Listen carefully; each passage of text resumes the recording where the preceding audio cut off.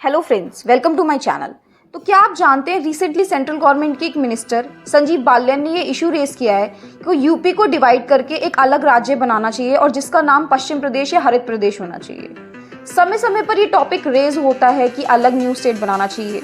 तो आज हम इसके बारे में बात करने वाले हैं। वीडियो में आगे बढ़ने से पहले अगर आप मेरे से ऐसे ही जुड़े रहना चाहते हैं तो please like and subscribe my channel.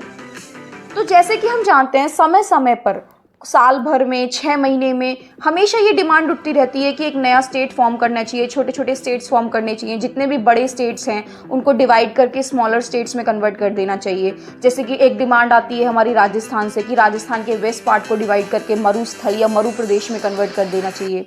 Demand आती है हमारे महाराष्ट्र की, उसमें से एक नया विदर्भ स्टेट निकाल देना चाहिए।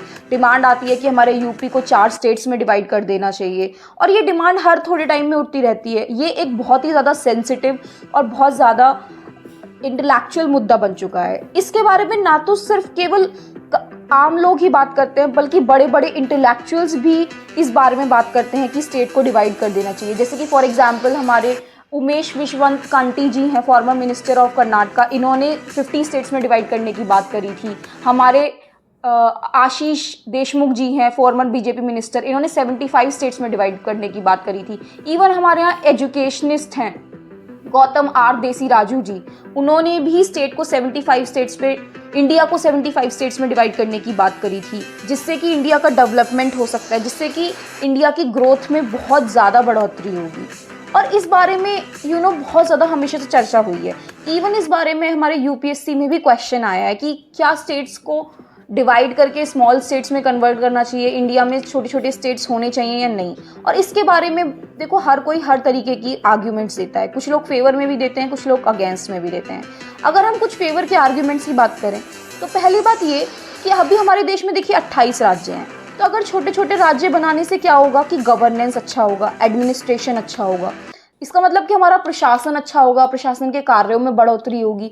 देखिए छोटे छोटे राज्यों में ना एडमिनिस्ट्रेशन चलाना बहुत आसान हो जाता है। अगर हम एग्जांपल लें यूपी का, यूपी की पॉपुलेशन इतनी ज़्यादा है, अप्रॉक्सीमेटली 21 करोड़ पॉपुलेशन है। इतने बड़े राज्य को चलाना आसान चीज़ नहीं है। पूरे प्रशासन को एकजुट रखना बहुत मुश्किल है, उन पर नियंत्रण बनाए रखना बहुत मुश्किल है। पर हाँ, अगर हम छोटे राज्यों में उसे कन्वर्ट करेंगे तो उसके प्रशासन को ईजिली चलाया जा सकता है। दूसरे पॉइंट की अगर हम बात करें कि दूसरा पॉइंट आर्ग्यूमेंट में फेवर में क्या कहा गया है, तो देखिए मोर इक्विटेबल डिस्ट्रीब्यूशन ऑफ रिसोर्सेज। अगर छोटे छोटे स्टेट्स होंगे तो रिसोर्सेज को बहुत अच्छे तरीके से यूटिलाइज करा जाएगा, रिसोर्सेज को बहुत अच्छे तरीके से डिस्ट्रीब्यूट करा जाएगा as compare to the bigger states. तीसरी अगर हम बात करें तो देखिए डेमोक्रेसी में पार्टिसिपेशन बढ़ेगा। छोटे राज्य अच्छे ढंग से डेमोक्रेसी में पार्टिसिपेट कर सकते हैं, क्योंकि देखिए छोटे छोटे राज्यों में ना लोग ज़्यादा अच्छे ढंग से अपने लीडर से कनेक्ट रह सकते हैं। आप जानते हैं लीडर को, गवर्नमेंट से हम ज़्यादा जुड़ाव फील कर सकते हैं। इवन जो डिसीजन मेकिंग है, पॉलिसी मेकिंग है, उसमें जनता ज़्यादा इन्वॉल्व हो सकती है।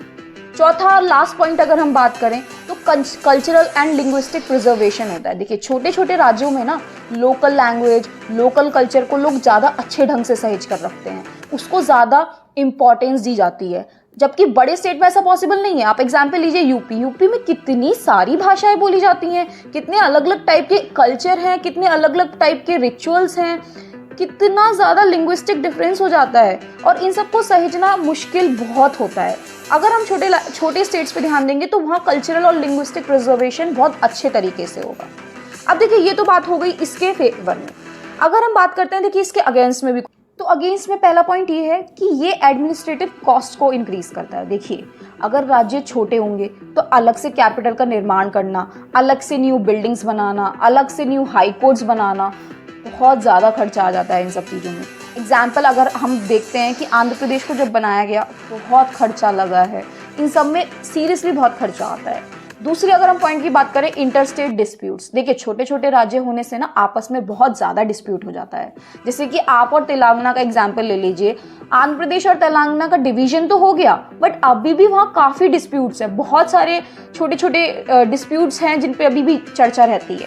तीसरी अगर हम बात करें लॉस ऑफ नेशनल आइडेंटिटी, देखिए जितने छोटे छोटे राज्य होगा ना उतना देश का डिवीजन भी हो रहा है। आप इस बात को भी तो देखिए, जैसे कि लोग बहुत बार क्या करते हैं, हमने खुद भी देखा है कि लोग अपनी लोकल आइडेंटिटी से बहुत ज़्यादा प्यार करते हैं और नेशनल आइडेंटिटी को तवज्जो ही नहीं देते या फिर उसको दूसरे नंबर पर रखते हैं। और आखिरी पॉइंट अगर हम इस पे बात करें, रीजनल इम्बैलेंस।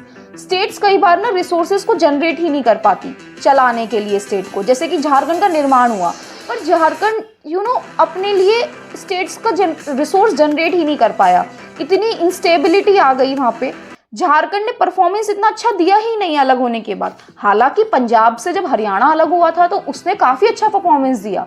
पर ये देखिए डिबेट है जो हमेशा चलती रहती है। देखिए इसमें हमेशा हमें केस बाय केस पर ही फैसला लेना चाहिए कि छोटा स्टेट क्रिएट होना चाहिए या नहीं होना चाहिए। मतलब आप देखिए कहाँ से कौन से राज्य की डिमांड कहाँ से आ रही है, डिमांड कितनी लॉजिकल है, ये सब चीज़ों को दिमाग में रखने की ज़रूरत है। ओवरऑल आप हर राज्य की डिमांड को एक तरीके से मेजर नहीं कर सकते हैं।